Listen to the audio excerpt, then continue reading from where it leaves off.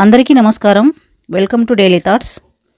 భానుమతి రామకృష్ణ ఆమె నటి, నిర్మాత, దర్శకురాలు, స్టూడియో ఓనర్, రచయిత్రి, గాయని, సంగీత దర్శకురాలు. ఈమె బహుముఖ ప్రజ్ఞాశాలి. ఆమెను నటనకు వ్యాకరణం అంటారు. తెలుగు సినిమాకి మొదటి లేడీ సూపర్ స్టార్, సకల కళా కోవిదురాలు. ఆమెకి ఆత్మవిశ్వాసం ఎక్కువ. ఆమె ఎంతో నిరాడంబరంగా ఉండేవారట. ఆవిడ ఎందరో అగ్రనాయకుల సరసన నటించారు. అంతేకాకుండా పద్మశ్రీ, పద్మభూషణ్ గ్రహీత కూడా. భానుమతి గారి లాంటి గొప్ప వ్యక్తిత్వం ఎందరికో ఆదర్శం. ఆమె హుందాతనం, ఆత్మాభిమానం అందరికీ ఆదర్శం, మార్గదర్శకం కూడా. భానుమతి గారికి గర్వం, అహంకారం, దర్పం ఉన్నాయని ఎందరూ అనుకున్నా అవి ఆమెకి అందాన్నిచ్చే ఆభరణాలే. ఆమె గాత్రం, నటన, హావభావాలు, వ్యక్తిత్వం ఆమెను విలక్షణ నటిగా నిలబెట్టాయి. ఆవిడకి కాన్ఫిడెన్స్ కూడా చాలా ఎక్కువే. ఎన్నో లాంగ్వేజెస్లో ఆవిడ నటించారు. ఈవిడకి కర్ణాటక సంగీతంలో మంచి పట్టు ఉంది. అందుకే ప్రతి సినిమాలో భానుమతి గారి పాట ఉంటుంది. ఈ వీడియో పూర్తి వరకు చూస్తారని ఆశిస్తున్నాను. భానుమతి గారి పాడిన పాటల్లో కొన్ని పాటలు ఇప్పుడు విందాం. కరుణ చూడవలెను గౌరీ గిరిరాజకుమారి. భానుమతి గారు బహుముఖ ప్రజ్ఞాశాలి. బహుశా ఇంతటి ప్రతిభ ఉన్నవారు ఏ సినిమా రంగంలోనూ లేనట్టే. శ్రీకర కరుణాలవాల వేణుగోపాల. ఈ పాటతో జన్మధన్యం. ఆమెకు ఆమె సాటి. చండీరాణి సినిమాలో ఓ తారక అనే పాట భానుమతి గారి బిట్.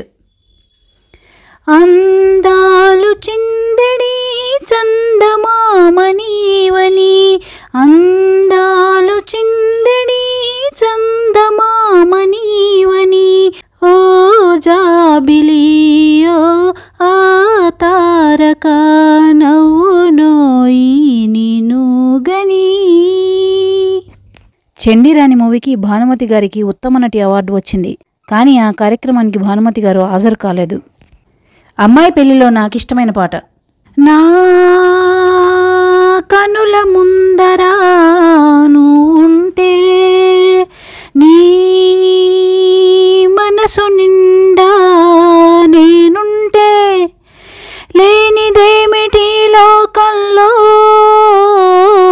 ఉన్నదేమిటా స్వర్గంలో. అసలు ఈ పాటను ఏమని పొగడాలి? మాటలు లేవు. వినరా విసన్నా వేదం చెబుతా వినరన్నా. Such a melodious song. BN Reddy గారు మల్లీశ్వర సినిమాని భానుమతి గారు, ఎన్టీఆర్ గారుల కోసమే తీశానని ఎన్నోసార్లు చెప్పేవారట. పిలిచిన బిగువటరా ఔరౌరా, పిలిచిన బిగువటరా. భానుమతి గారి ఈ పాట ఎంతమందికి ఇష్టమో కామెంట్లో షేర్ చేసుకోండి. అడుగడుగో అల్లడుగో అభినవ నారీ మన్మధుడు, అభినవ నారీ మన్మధుడు. ఉయ్యాల జంపాల లూగరావయ్య పాట విన్నాక హ్యాట్స్ ఆఫ్ టు హర్ అనక మానరు.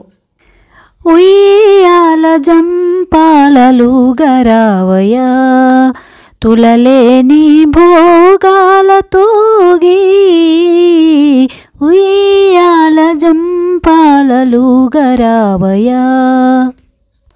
మల్లీశ్వరి సినిమాలో పాటలన్నీ నా భూతం, నా భవిష్యత్.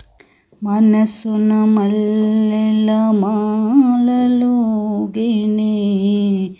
కన్నుల వెన్నెల డోలలోగినే, ఎంత హాయి ఈ రేయి నిండెను,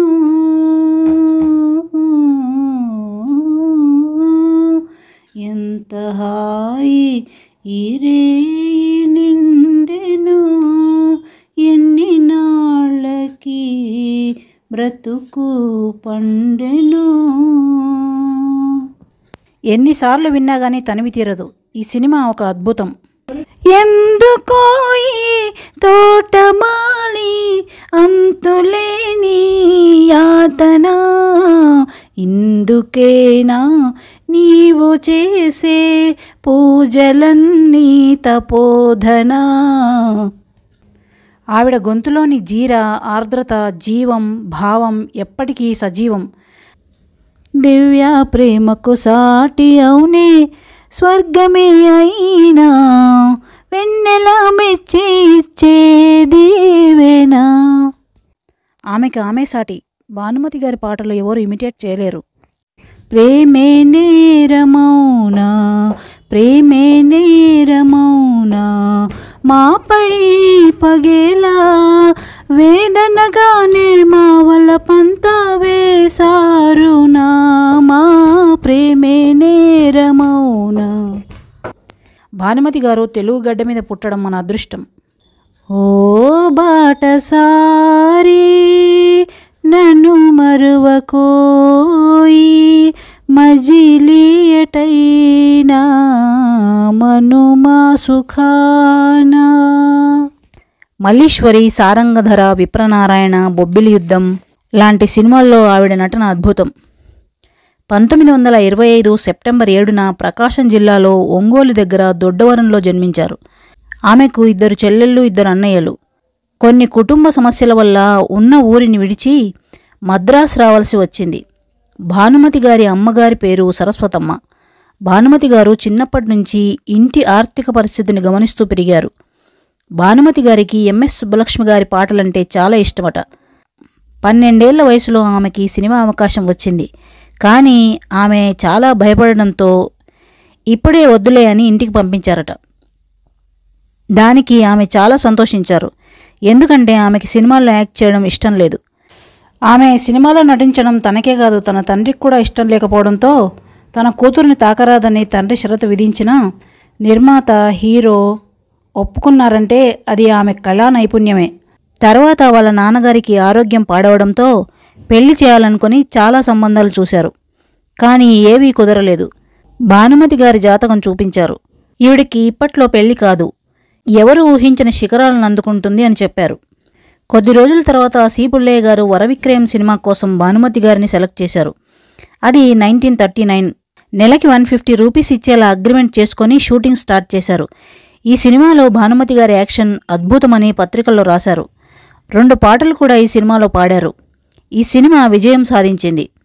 కొన్ని రోజుల తర్వాత పి పుల్లయ్య గారు తీసిన ధర్మపత్ని సినిమాకి హీరోయిన్గా సెలెక్ట్ చేశారు. అందులో ఏఎన్ఆర్ గారు కూడా బాలనటుడిగా యాక్ట్ చేశారు. కృష్ణప్రేమ సినిమాలో యాక్ట్ చేస్తుండగా రామకృష్ణ గారితో పరిచయం ప్రేమగా మారింది. వీరి పెళ్లికి భానుమతి గారి నాన్నగారు ఒప్పుకోలేదు. కారణం అప్పటికి ఆయన జీతం 150 రూపాయలు, ఆమె జీతం 2000. అదీకాక రామకృష్ణ గారు అప్పుడు భానుమతి కన్నా సన్నగా ఉండేవారు. తండ్రి వ్యతిరేకించడంతో మనస్తాపానికి గురైన భానుమతి గారు 15 రోజుల పాటు అన్నం తినడం మానేసి గౌరీదేవి పటం ముందు కూర్చొని ఎవరితో మాట్లాడకుండా రోదిస్తూ ఉన్నారట. మామూలుగా అయితే గౌరీదేవి వ్రతం 40 రోజులు చేస్తేనే గానీ ఫలితం ఉండదు. అలాంటిది 15 రోజులకే భానుమతి గారి స్వప్నం ఫలించింది.